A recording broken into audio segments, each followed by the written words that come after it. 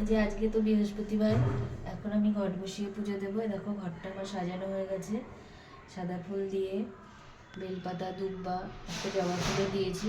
এবার ঘরটা আমি বসাবো।